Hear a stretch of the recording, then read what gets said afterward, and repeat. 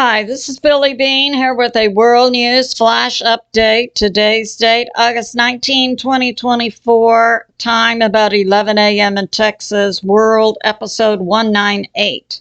Some of my sources are God in the Bible, Patriot Subscribers, Hal Turner, Benjamin Fulford, New York Prepper, BORZIKKMAN, Stephen Gardner's recent interview with Larry Johnson, Moon of Alabama. Some of the things I'll cover: the U.S. military has 1/3 of the U.S. Navy in the Middle East, and the IDF and MOSSAD versus Benjamin Netanyahu, and what's going on in KURSK.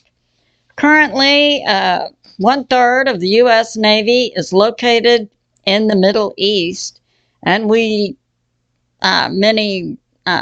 military analysts believe we could be on the brink in the Middle East of a potential hypersonic exchange and possibly tactical nuke exchange. So why would the U.S. put 1/3 of their Navy in the Middle East? We'll have to see. Could it be part of the deep state's objective to destroy the U.S. military? Possibly. So we have in the Mediterranean Sea 6 ships between Egypt and Saudi Arabia and the Red Sea. We've got 2 in the Arabian Gulf. We've got 2 to 3. Strait of Hormuz, adjacent to Iran, 3. Between Qatar, Kuwait area, and Iran, we have 4. We currently have in the Arabian Sea the Teddy Roosevelt carrier. We have the Abraham Lincoln now moving into this area from the Pacific area. So we have in this area 1 carrier group already there, 1 carrier group en route. We have many types of ships in the Mediterranean, part of the 6th Fleet. We've got the Berkeley Roosevelt, and we have also a sea lift from the U.S. Navy, including the Clark Shepard P.V. Emhart Parliament. Off of Bahrain, we've got other ships. The Sentry, Gladiator, Devastation, Dexterous.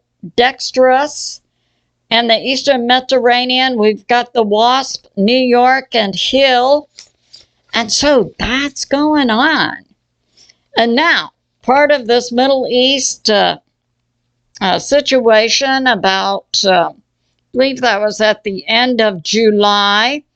China invited 14 different political groups from Palestine to China to work out a ceasefire agreement, and this included the Israel and U.S.-backed Hamas group. And an agreement was signed in China by these 14 groups from Palestine for a ceasefire. And then after they returned, within a day or two, Israel assassinated the political leader of Hamas, Haniyeh, inside Iran. So now China is fully on board with using force against Israel. And now we're hearing, and I heard this about a month ago, the IDF, the Israeli military, both verbally and in writing to Benjamin Netanyahu and the Israeli government, said the Israeli military is not equipped for this pushback against Lebanon, much less 7 or 8 other countries.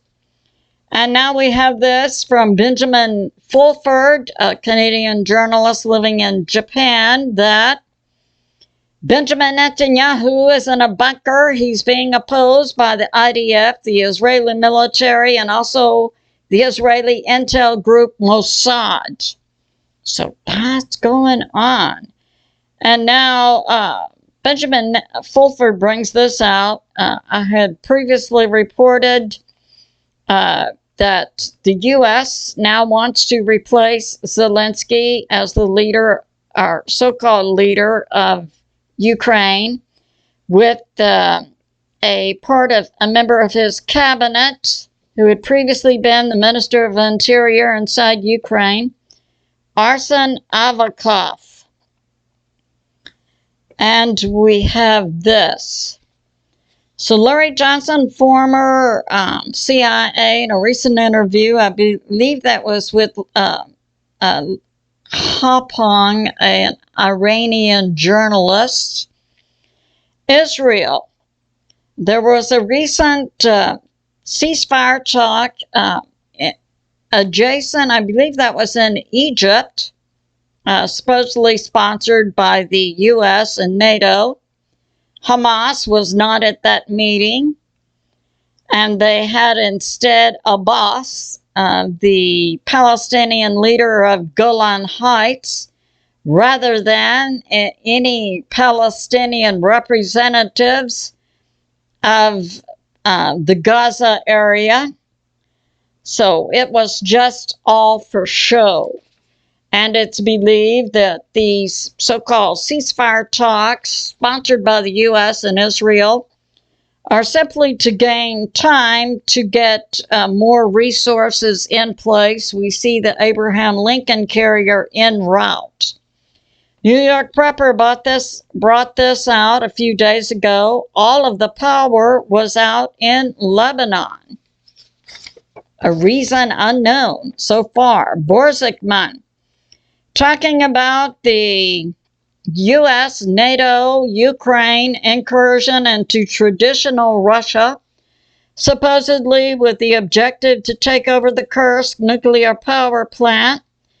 BORZIKKMAN reports this included U.S. Army Rangers in U.S. military uniforms, and that this part of this NATO group is preventing the Ukraine soldiers from retreating from this area. Now, while Ukraine says they're in charge of Setsa, just a day or two ago, Ahmed, Russian group, and the Wagner group evacuated 600 civilians from a part of Setsa. Apparently, the U.S., NATO, Ukraine do control half of Setsa. And now we have this. Yes, Germany now says no more money or equipment to Ukraine, and that Germany is going to investigate the blowing up of the Nord Stream or N1, N2 Russian pipeline. I believe that occurred late in 2022 or early in 2023. Now, Germany is putting forth this, that they're blaming Ukraine for the blow up of the pipeline.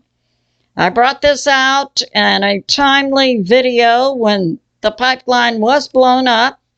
It was a pipeline carrying oil from Russia into Germany.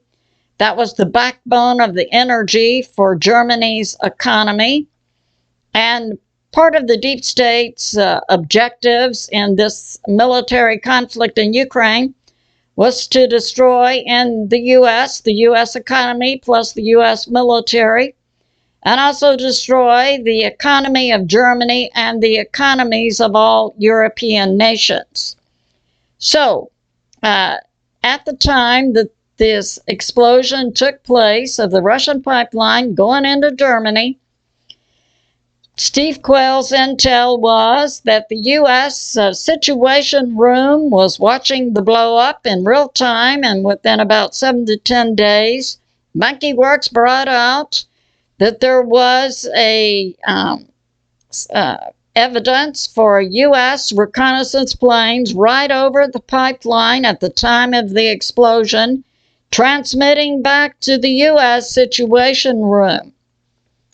Germany would know that it was the U.S. and possibly with some operatives from Ukraine and Norway who blew up the Russian pipeline, certainly an act of war.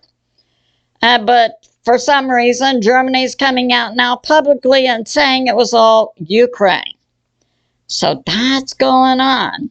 And now Ania K, a Polish journalist, is reporting this morning that Germany and Canada both okay, according to the German paper Bild, for Ukraine to use German and Canadian equipment to go inside Russia and kill Russian civilians. And in the past 5 days, 150 Ukraine soldiers have surrendered inside traditional Russia. And as I said, it's the U.S. NATO forces inside traditional Russia who are preventing the Ukraine troops from retreating. And now we have this. And also it's being put out that Russia destroyed 3 HIMARS launchers who were involved in this objective near KURSK that were being operated by U.S. Army Rangers in U.S. military uniforms. Moon of Alabama, who was a retired German military officer now living in the U.S., puts this information out that the Ukraine soldiers who were part of this 11,500 troops who went from Ukraine into traditional Russia to secure the Kursk nuclear power plant. The Ukraine soldiers had been fighting along the front line inside Ukraine, and without 1 day's rest, they were put into this group that then went inside traditional Russia. And this included 3 Ukrainian brigades, the 80th and 82nd paratroopers, and the 22nd mechanized group. And their plan, U.S. NATO Ukraine plan, was to secure the Kursk nuclear power plant. They went on August 6, and by August 8, Russia had, pushed back, and it's believed the losses so far are up to 4,000. And an interview today of Larry Johnson, former CIA, by Stephen Gardner, says that the U.S. and NATO okay, doubling down now inside this pushback inside traditional Russia, and continue to its efforts to secure the Kursk nuclear power plant. This concludes my flash. It would be good to be in prayer for the U.S. military and for world peace. I love you, and I'll see you soon.